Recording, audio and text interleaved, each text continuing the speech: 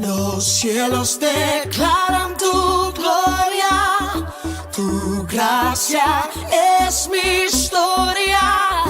Oh, oh, oh, por donde yo voy te veo, hermoso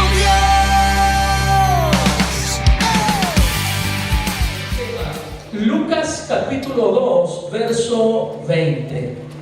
Miren lo que dice la palabra del Señor. Dice: y volvieron los pastores glorificando y alabando a Dios por todas las cosas que habían oído y visto, como se les había dicho. Se lo voy a leer nuevamente por si no estaba concentrado. Volvieron los pastores haciendo ¿qué?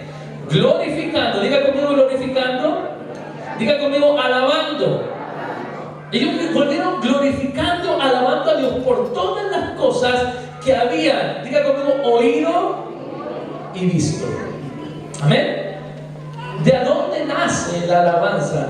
La adoración. Y eso es lo que vamos a estudiar y aprender en esta tarde. La Biblia habla mucho acerca de la alabanza y la adoración, porque en la vida del pueblo de Dios era algo que lo distinguía de las otras naciones paganas.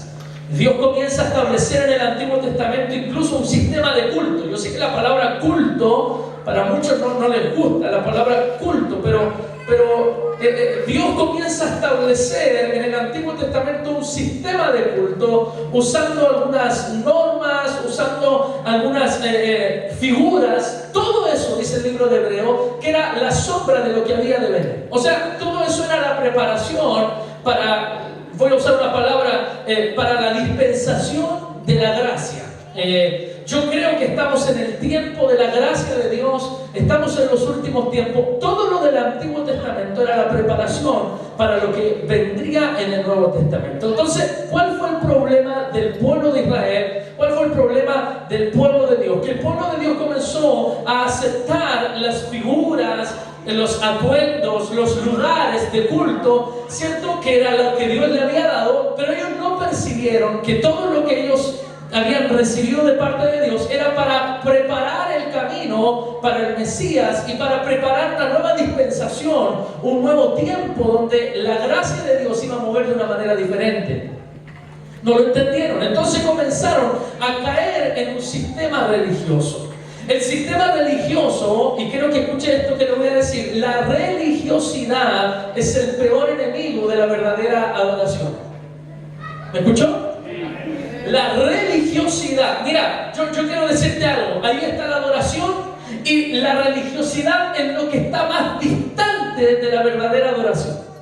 O sea, no hay nada más lejos de la adoración que un sistema religioso.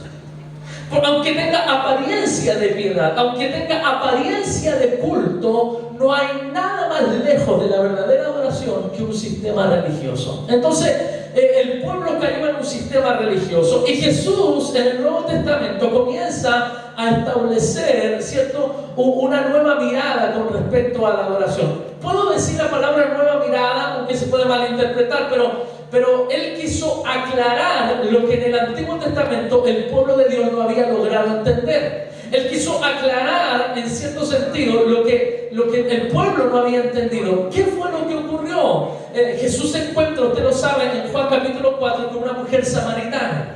Y la mujer samaritana, para evadir su vida espiritual, ella le hace una pregunta teológica a Jesús. Le dice: ustedes adoran allá en su monte, nosotros adoramos en este. ¿Cuál es el verdadero lugar donde se debe adorar? Entonces Jesús le responde a la mujer que viene el día y la hora donde ni allá ni acá, sino que dice la palabra que Dios es espíritu, y los que adoran en espíritu y en verdad es necesario que le adoren. O sea, la respuesta de Jesús fue decirle a la mujer: esto no se trata de un sistema religioso. Esto no se trata de que nosotros tenemos que hacer lo que la lleva, lo que se está haciendo. Esto no se trata de siempre estar cantando la última cancioncita de moda que está sonando en todas las iglesias, sino que esto no tiene que ver con una cuestión de forma, tiene que ver con una cuestión de fondo. Jesús le da la respuesta a la mujer y le dice que Dios busca verdaderos ¿qué? Adoradores. Dios no busca religiosos, Dios busca verdaderos adoradores. adoradores que adoren al Padre en espíritu y en verdad. Entonces viene a restaurar la adoración. Ahora, cuando yo leo este pasaje, veo que hay pastores de rebaño, ¿cierto?, que dice que volvieron los pastores glorificando, alabando a Dios por todas las cosas que habían oído y visto, como se les había dicho. Esta palabra está en un contexto, porque nos revela algo glorioso que ocurre cuando Dios se manifiesta en nuestra vida. Miren lo que dice, para que me acompañen en la lectura, Lucas capítulo 2, versículo 8. O incluso un poquito antes, pero en Lucas capítulo 2, vamos a leer entonces Lucas capítulo 2, vamos a leer un poquito antes. Este está en el contexto del nacimiento de Jesús. Lucas 2:4 dice: y José subió de Galilea, de la ciudad de Nazaret, dice, a Judea, a la ciudad de David, que se llama Belén, por cuanto era de la casa y familia de David, para ser empadronado con María su mujer, desposada con él, la cual estaba encinta, estaba embarazada. El verso 6 dice que aconteció que estando ellos ahí, o sea, ellos iban ahí para ser empadronados, para firmar, podríamos decir, en el censo que se estaba haciendo, ¿cierto? Y aconteció que estando ellos allí, se cumplieron los días de su alumbramiento.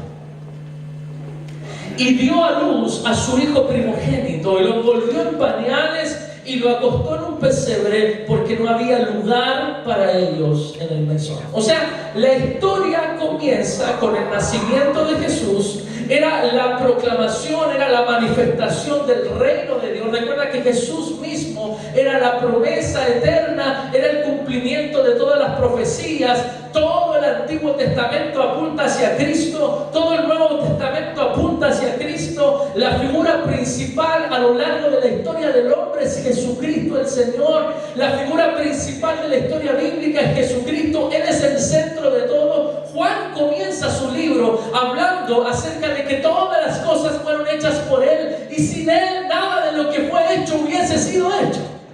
O sea, Él es el origen, Él es el centro, por eso la palabra dice que Él es el principio y el fin.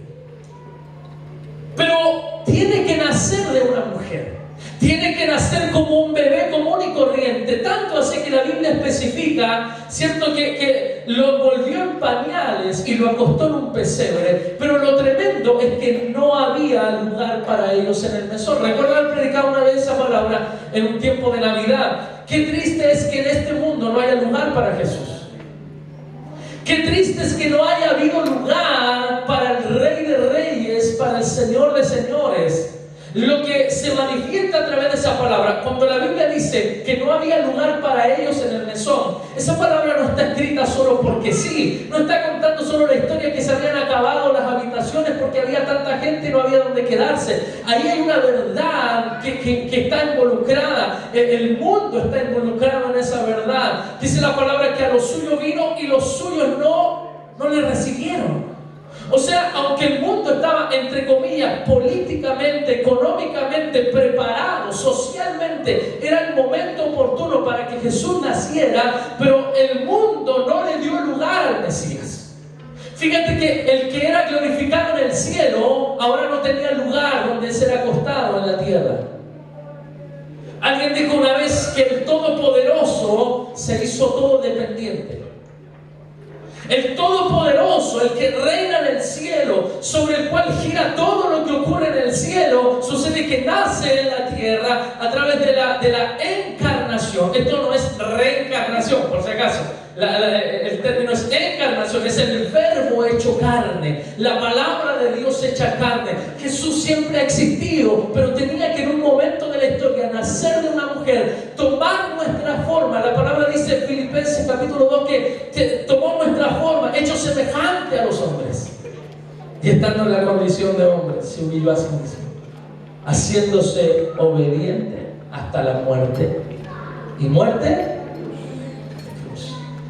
Entonces, ¿cómo es posible que no haya lugar para Él? Bueno, no había lugar para Él. Y hoy en día, en el mundo en el que estamos, no encajan las verdades de Dios. Por eso la iglesia tiene que batallar contra la corriente del mundo. Mira, el día que la fe cristiana esté de moda, estamos perdidos. Porque la fe cristiana nunca va a estar de moda en un mundo que tiene viene otra corriente de pensamiento, en un mundo que va contrario a las verdades de Dios. El día que tú estés a la moda en el mundo es porque entonces o el mundo se adaptó a ti o tú te adaptaste al mundo. Yo opto por lo segundo. Yo creo que el día que la iglesia esté de moda, el día que sea hondero ser cristiano, entonces será el día donde el cristianismo no tenga ningún valor. Pero mientras la palabra de Dios sea el eje principal de la iglesia, siempre tú vas a tener que batallar en contra de un sistema. Jesús vino a nacer y desde su nacimiento tuvo que dar la batalla en contra de un sistema. No se halló lugar para él. Era adorado en el cielo, pero era rechazado en la tierra. Y algo comienza a pasar. Miren lo que dice la Biblia. Había pastores en la región que velaban y guardaban las vigilias de la noche sobre su rebaño. Los pastores. Dice, he aquí se les presentó un ángel del Señor y la gloria del Señor los rodeó de resplandor y tuvieron gran temor. Yo anotaba acá como segundo punto los pastores. Habla de que la gloria de Dios los rodeó.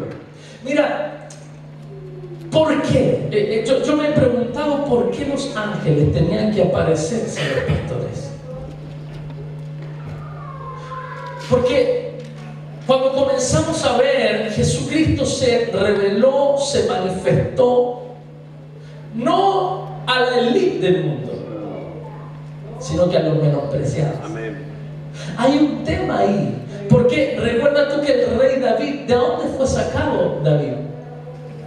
Hay una palabra en el libro de Samuel que dice que Dios lo sacó de detrás de las ovejas. David era un pastor de ovejas, que no era el mejor trabajo, ¿no? En este caso David, siendo el hijo menor, era el que tenía que hacerse cargo de las ovejas. Era el trabajo que nadie más quería hacer, pero Dios lo toma de ahí y lo eleva a un lugar de honra y lo proclama como rey. ¿Por qué? Porque Él vino a lo vil del mundo, Él vino a lo menospreciado para avergonzar a los sabios. Amén.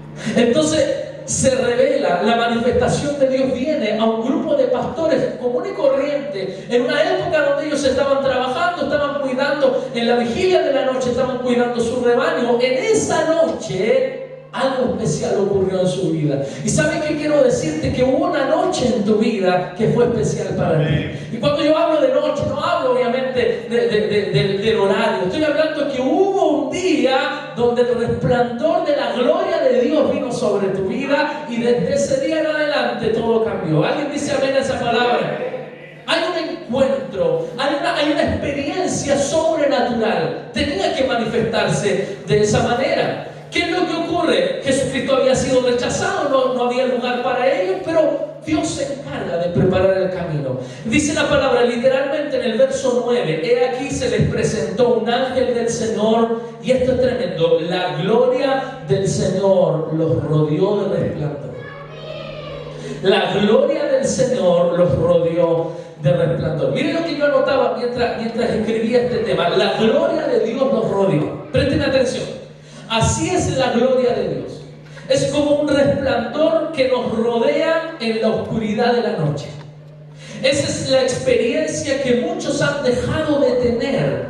Hay muchas personas que no están viendo a Dios en el frío de la noche, en la oscuridad de la noche o en la rutina de la vida, hasta que Dios toma la iniciativa en manifestarse a nosotros. ¿Saben? Ese día para los pastores del rebaño era un día común y corriente. Ese no era un día especial, ese no era un día que uno dirá, ese día era especial. No, ese era un día de rutina más de trabajo. Cuando la palabra habla de la noche, seguramente está hablando ahí también en términos espirituales de la condición espiritual de estos hombres. Estaban en tinieblas, así estábamos nosotros. Al igual que estos pastores estaban cuidando sus pocas ovejas en la noche, así nosotros estábamos antes de conocer a Cristo, viviendo nuestra vida, haciendo lo que teníamos que hacer, sumergidos en una rutina que no nos llenaba, no nos satisfacía, hasta que de repente la gloria de Dios nos rodeó. Es que me encanta esa palabra, por eso quiero darle esa palabra, porque la gloria de Dios es tan grande, es tan tremenda que te rodea. No es algo pequeño, no es una lucecita, pastor, se me apareció pieza. No. Cuando Dios se manifiesta, esa pieza se ilumina completa. Estoy pensando, haciendo la figura de lo que ahí estaba pasando. Me imagino, el otro día veíamos cómo habían en la mañana esos rayos y centellas. No.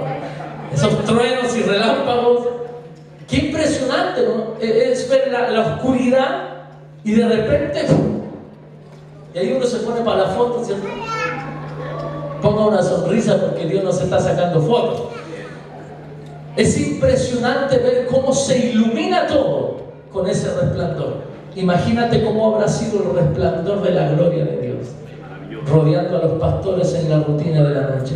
¿Sabe? Dios no vino a nuestra vida porque éramos buenos. Él no se manifestó a nosotros porque éramos los mejores. No, estábamos en la noche como estaban estos hombres. Estábamos en plena oscuridad espiritual. Estábamos sufriendo el frío de la necesidad. Estábamos sumergidos en la rutina de todos los días hasta que la gloria de Dios se reveló a nosotros. Nos rodeó de tanto amor que fuimos transformados. Dios no nos ha transformado a costa de palos. Dios nos ha transformado por su amor misericordioso.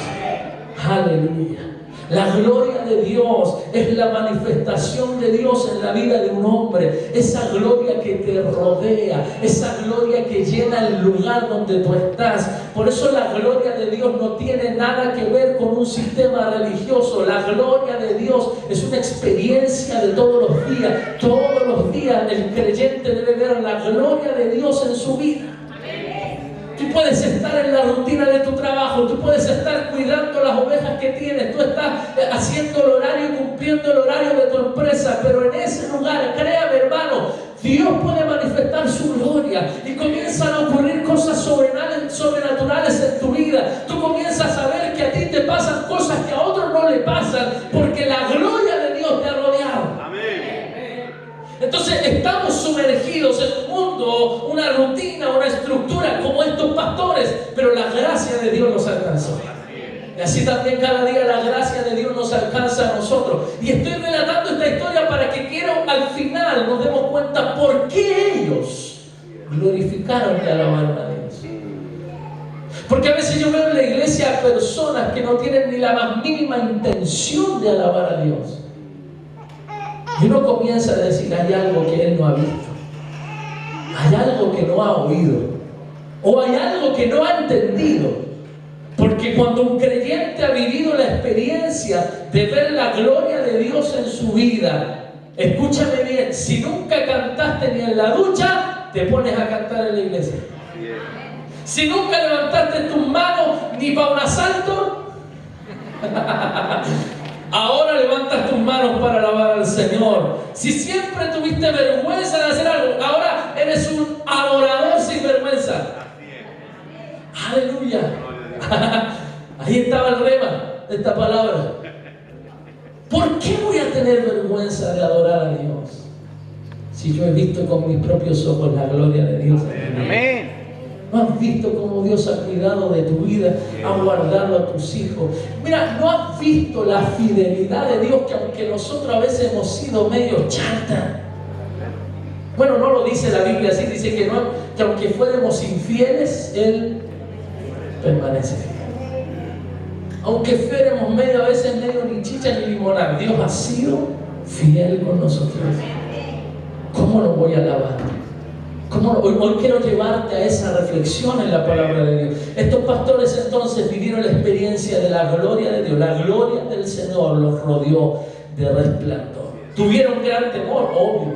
No era una experiencia conocida para ellos, pero la gloria de Dios los llenó. Dice el verso 10, pero el ángel les dijo, no temáis, porque aquí os doy nuevas de gran gozo que será para todo el pueblo. Os doy nuevas de gran gozo. Número 3, el mensaje del ángel. ¿Cuál es el mensaje de este ser angelical? Nuevas de gran gozo. Lo que inmediatamente produce la gloria de Dios en la vida de un hombre es gozo. Amén. Amén. Entonces usted va a decir amén, pero con gozo. Porque cuando la gloria de Dios se revela a tu vida, inmediatamente viene después nuevas de gran gozo. ¿Sabe? Hay personas aquí, yo estoy seguro, en enfermas, complicadas, afligidas, endeudadas, con necesidades, con problemas financieros, con problemas emocionales. Nos reíamos delante con el pastor Juan Carlos. Ayer Simón oraba por la pastora, oró por la pastora Simón y la pastora se sanó de su dolor. Estaba con mucho dolor. Simón oró por la pastora porque tiene un don en el Simón. Amén. Y de verdad, Simón desde pequeño ha orado para tener eso. Oró por la pastora y se sanó. Veníamos hablando con el pastor Juan Carlos ahora desde la radio, le venía contando la experiencia. Y el pastor Juan Carlos me dice, ¿y orará por las finanzas también? No sé si ha incursionado en eso. No sé si incursionado en ese mundo también, porque si Dios hace milagros en lo físico, ¿cómo Dios no va a hacer? Así que ahí hay otro para agregarlo en la boleta, si no, se ora por finanzas. Mira, yo sé que hay gente que viene afligida, angustiada, pero tú te encuentras en la iglesia que Dios te da una noticia. Primero, cuando adoramos, la gloria de Dios desciende. ¿O no? Sentíamos ahí que algo especial, una atmósfera especial se produce. Por ahí de repente hay hermanos que ya comenzamos la reunión, vienen llegando, pero llegan cuando estamos en toda la adoración. ¿Acaso no sientes tú cuando vienes llegando, cierto, atrasado, cierto, pero vienes entrando a la iglesia, que hay una atmósfera especial? Porque la gloria de Dios se desata. Donde hay 2 o 3 reunidos en su nombre, Él está en medio, Él manifiesta su gloria. Y luego viene la palabra. Y eso es la palabra, porque si hay algo que Dios quiere de sus hijos, es que después de experimentar la gloria de Dios, ellos puedan disfrutar del gozo de Dios. Entonces a veces vemos creyentes que en vez de gozo, como decía hace muchos años atrás Juan Carlos Alvarado, pareciera que fueron bautizados en limón. Porque no hay una actitud de gozo. ¿Cómo está, hermanos? Y ahí mal, pastor. No. Bueno, estamos mal y debemos abrir el corazón, pero también debemos tomarnos de la palabra y entender que el Evangelio son buenas noticias. Así que yo quiero darte una buena noticia hoy. La gloria de Dios descendió hoy sobre ti, no en vano. La gloria de Dios viene a preparar el camino para las buenas nuevas. De gran gozo sobre tu vida. Por eso este año, con todo lo que tú tengas que acarrear, con toda la mochila con la que tú tengas que cargar, usted va a vivir este año lleno de gozo. Con esa mochila hay pesos en tu vida. Tienes que cargar con una familia, con una responsabilidad, abuelos criando a nietos, porque a lo mejor los padres no se hacen cargo. No importa, usted camina con esa mochila, pero lleno de gozo. Aleluya. Fíjate que el mensaje, cuando hay temor, inmediatamente hay una buena noticia. Porque los pastores tuvieron temor. Pero ¿cómo Dios va en contra del temor? Con una buena noticia. Y los ángeles comienzan a proclamar el mensaje: nuevas de gran gozo, porque he aquí que os doy nueva de gran gozo, que será para todo el pueblo, que os ha nacido hoy en la ciudad de David un Salvador, que es Cristo el Señor. Nuevas de gran gozo. Podríamos decir que esta fue la oportunidad que tuvieron los ángeles para proclamar el Evangelio. ¿Tú sabías que los ángeles no son necesariamente los proclamadores del Evangelio? En Mateo capítulo 28, Jesucristo nos entregó esa función a nosotros. Amén. Nunca en la eternidad de Dios, nunca en el cielo de Dios, se paró el Padre diciéndole a los ángeles: ir por todo el mundo y proclamar el Evangelio a toda criatura. Nunca.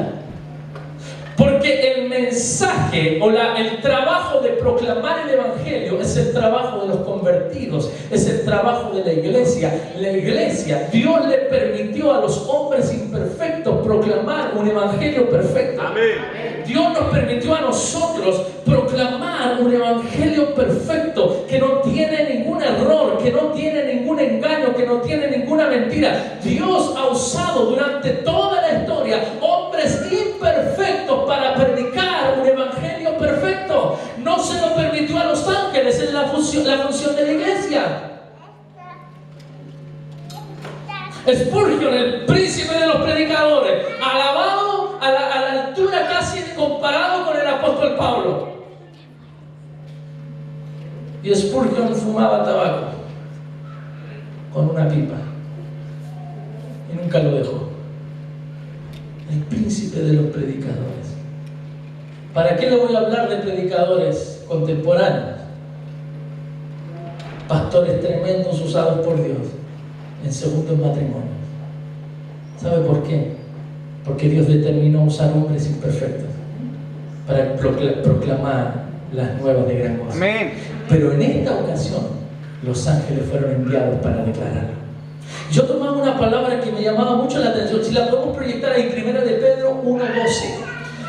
1 de Pedro, capítulo 1, verso 12. Porque en Lucas los ángeles tuvieron la oportunidad de proclamar el Evangelio. Pero luego no es así. A estos se les reveló que no para sí mismos, sino para nosotros, hablando de los profetas, administraban las cosas que ahora os son anunciadas por los que han predicado el Evangelio por el Espíritu Santo enviado del cielo. Cosas en las cuales anhelan mirar los ángeles. O sea, los ángeles se deshacen por tener la oportunidad de predicar el Evangelio. Pero ellos saben que son los hombres los proclamadores de esa palabra. Así que cuando tú le predicas a alguien, tú estás haciendo algo que los ángeles anhelarían hacer. Yo no sé si usted me está prestando atención, no sé si yo me estoy explicando bien, pero cuando tú le hablas de la palabra del Evangelio a alguien, tú estás haciendo algo que los ángeles están mirando y están diciendo, ¿cómo me gustaría estar haciéndolo yo?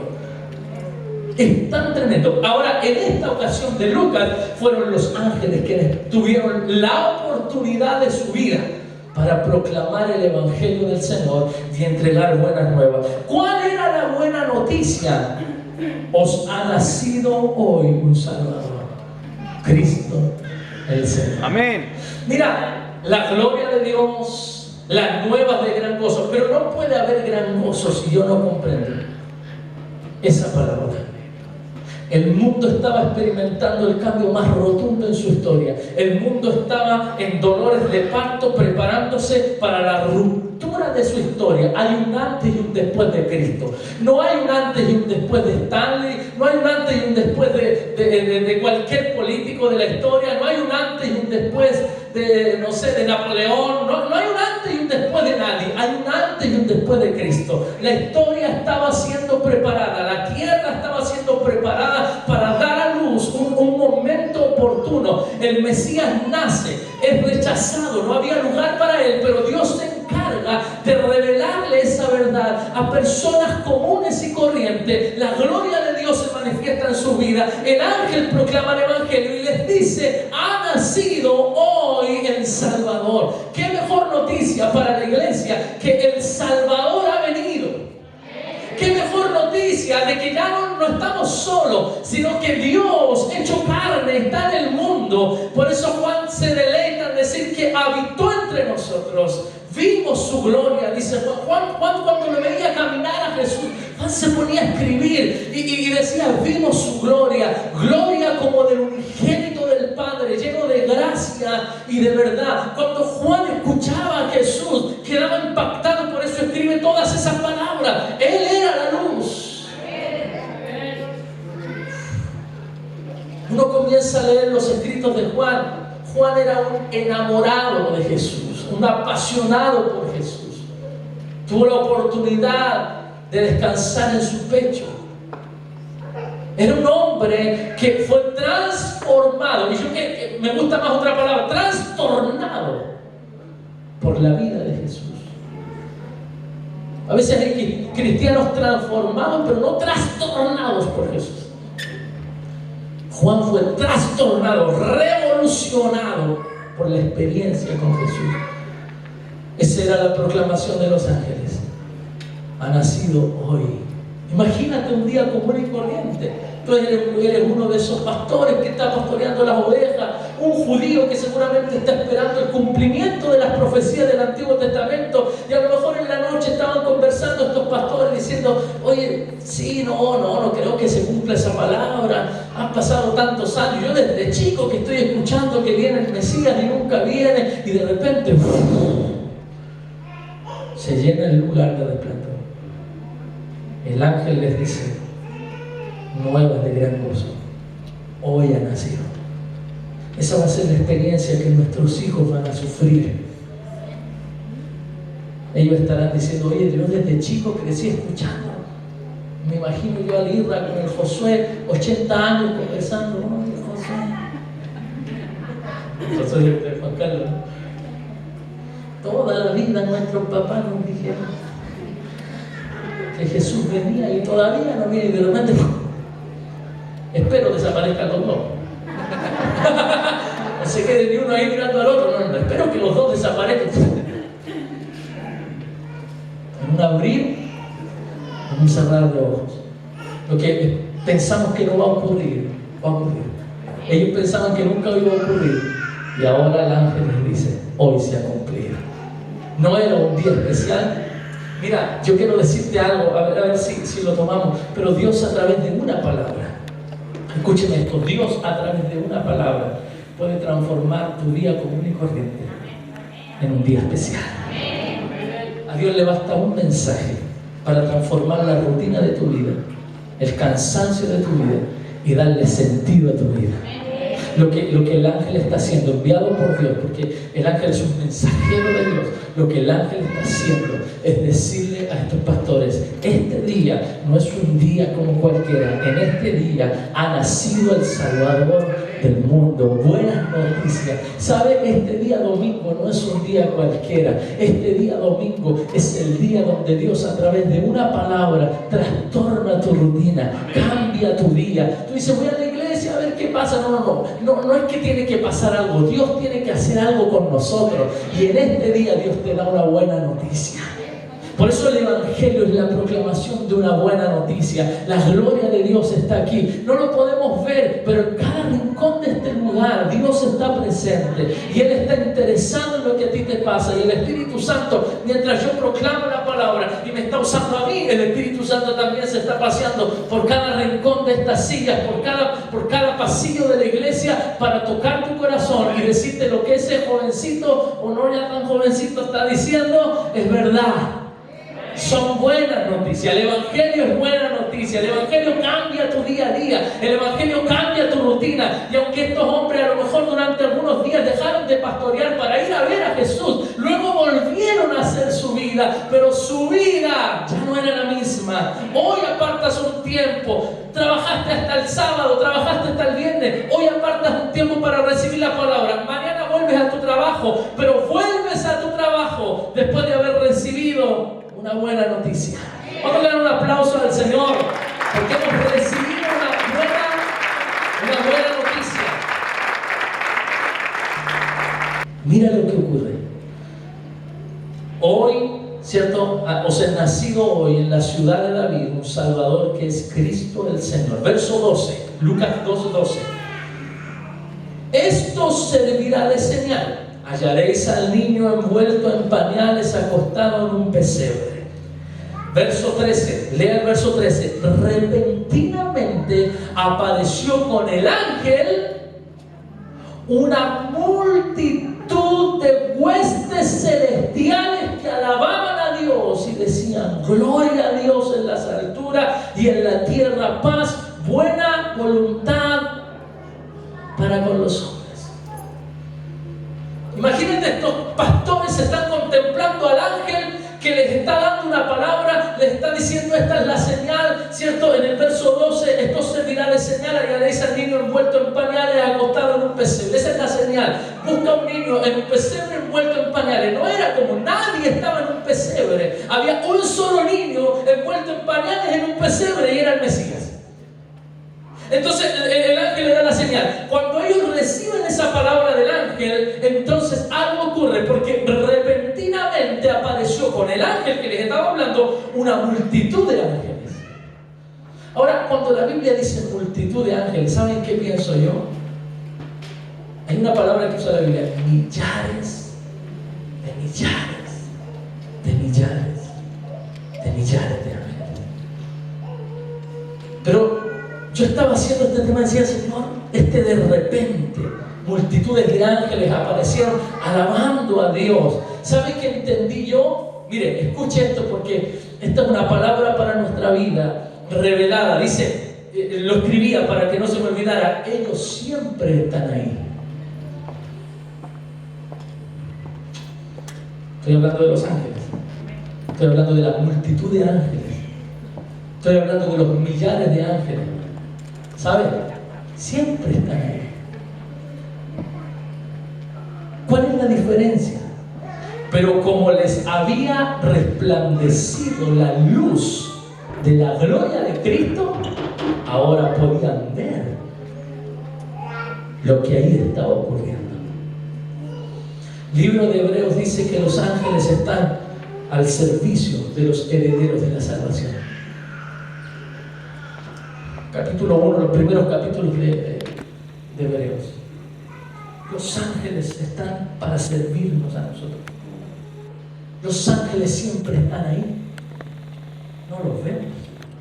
Estos pastores no los veían, pero como decía yo cuando era chico, siempre en la iglesia donde yo crecía, había una hermana, a veces la escuchaba: si tuviéramos vista espiritual.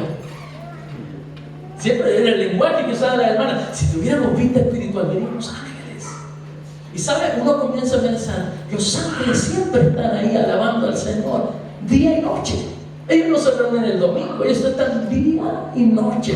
Ángeles, arcángeles, querubines, serafines, glorificando al Señor, exaltando su nombre. Ese día la alabanza del cielo estaba relacionada con lo que está pasando en la tierra. Ese día, miren lo que le voy a decir, si alguien lo anota, lo publica en Facebook, antes que se me olvide. Escúcheme, ese día, el día del anunciamiento, era el día donde la alabanza del cielo estaba relacionada con la tierra, porque ellos estaban alabando a Dios por lo que estaba ocurriendo en la tierra. Ahora la alabanza en la tierra está relacionada con lo que ocurre en el cielo, porque Jesús está en el cielo y Él ahora es alabado en el cielo y es proclamado como el Salvador y es proclamado y adorado como el Hijo de Dios. Ahora la alabanza en la tierra está relacionada con el cielo, pero en ese momento la alabanza del cielo estaba relacionada con lo que estaba pasando en la tierra. Paz en la tierra a los hombres. Era la alabanza, era el cántico. Yo me imagino que cantaba esa: gloria a Dios en las alturas, paz en la tierra a los hombres. Me imagino que los ángeles cantan un poquito mejor, un poquito. Y en algunas notas que nadie puede llegar. Ni Israel Houghton llega tan alto. Yo me imagino que la alabanza de los ángeles, estos hombres están ahí escuchando al ángel y de repente se les abren los ojos. ¿Qué quiero apuntar? Que los ángeles siempre estuvieron ahí. La diferencia es que ahora ellos podían ver. ¿Por qué podían ver? Porque antes la gloria de Dios, el resplandor de la luz de Dios había aparecido en su vida. Nosotros no podríamos ver nada en el mundo espiritual si no fuera por la gloria de Dios en nosotros. La gloria de Dios te capacita para que tú puedas discernir lo que está pasando en el mundo espiritual. Por eso cuando tu hijo se te está revelando, tú entiendes que tu batalla no es contra tu hijo, sino que tú te metes en oración por lo que está gobernando en la vida de tu hijo. Tú entiendes que tu enemigo no es tu esposo no convertido. Tú entiendes que el enemigo es el espíritu que está operando en ese esposo no convertido. ¿Por qué? Porque la gloria de Dios te ha llenado tanto que tú logras percibir y discernir, y puedo decir, ver lo que está pasando en el mundo espiritual. Amados, cuando viene la gloria de Dios en nuestra vida, esa gloria te abre los ojos para ver que hay ángeles adorando a Dios. Si los ángeles que nunca han vivido la experiencia de la salvación, porque los ángeles nunca han sido perdonados de pecado, le alaban, ¿cuánto más deberíamos alabar nosotros el nombre del Señor? A aquel que un día nos rescató estando perdido. Él nos dio vida y vida abundante. ¿Para qué se le abren los ojos a los pastores? Para que ellos aprendieran acerca de algo nuevo. Cada vez que Dios nos abre los ojos es para transmitirnos. Voy a usar una palabra que se usa mucho y hay pastores amigos que les encanta: impartirnos algo nuevo. Dios quiere impartirnos algo nuevo, pero primero nos capacita para eso. Su resplandor viene a nosotros, nos abre los ojos. Por eso hay personas que llegan a la iglesia y me dicen: pastor, ¿podemos conversar un poquito? Yo les digo: después de la reunión. Y después de la reunión yo los busco. Vamos a conversar. Ya no, pastor, porque a través de la palabra Dios ya me habló. Eso es lo que Dios hace en nuestro corazón. Ahora, quiero apurarme un poquitito, porque ¿cuál es la reacción ahora? Hay otro pasaje ahí, pero no lo voy a leer. Número 5, la reacción de los apóstoles. de los pastores, la reacción de los pastores. ¿Cuál fue la reacción de los pastores? Imagínate, de repente estás viendo y repentinamente apareció con el ángel una multitud de huestes celestiales, millares de ángeles que tú puedes ver, que los escuchas cantar. O sea, tú oyes y tú ves. Sucedió que cuando los ángeles se fueron de ellos al cielo, los pastores se dijeron unos a otros: pasemos pues hasta Belén y veamos esto que ha sucedido y que el Señor nos ha manifestado. ¿Cómo debemos reaccionar nosotros cuando una palabra es impartida en nuestra vida? Hay un texto ahí, hay una palabra ahí en el verso 16 que es clave. Lea el verso 16, dice: y vinieron pues, ¿cómo? ¿Cómo? Apresuradamente.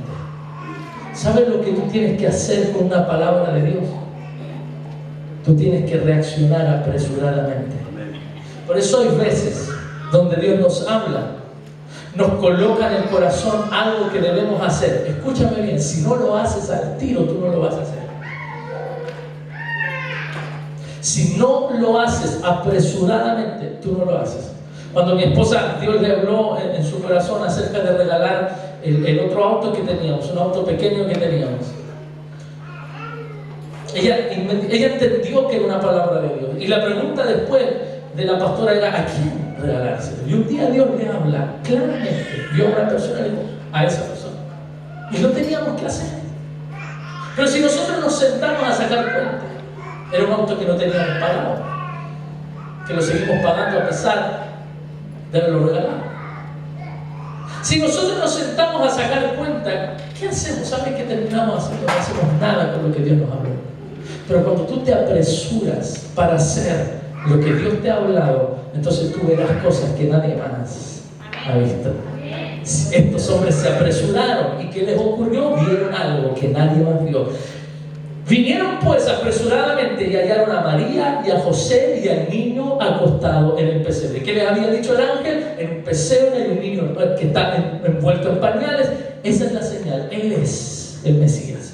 Y ellos llegaron, buscaron, procuraron, y eran pastores, así que conocían todos los establos, conocían todos los pesebres, ¿no? Donde había animales, donde se cuidaban, los conocían a todos, y ellos comenzaron a buscar hasta que encontraron donde había un niño que había nacido. Llegan al lugar y ven a José, ven a María y ven a Jesús.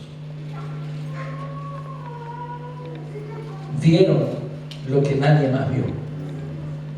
Porque cuando tú apresuradamente vas por la palabra de Dios, que Dios te ha hablado, entonces tú verás cosas que nadie más ha visto. Amén. La reacción de ellos, veamos esto. Esa era la reacción, veamos esto.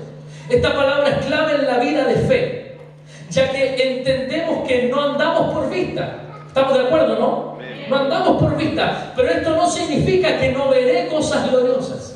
El énfasis de la palabra "no andamos por vista", ¿cierto?, es que mi fe no está condicionada a lo que veo o no veo, pero sin duda esa fe incondicional producirá resultados visibles en nosotros. O sea, yo no ando por lo que pueda ver. Yo no soy como esos ateos chantas que te dicen "muéstrame a Dios",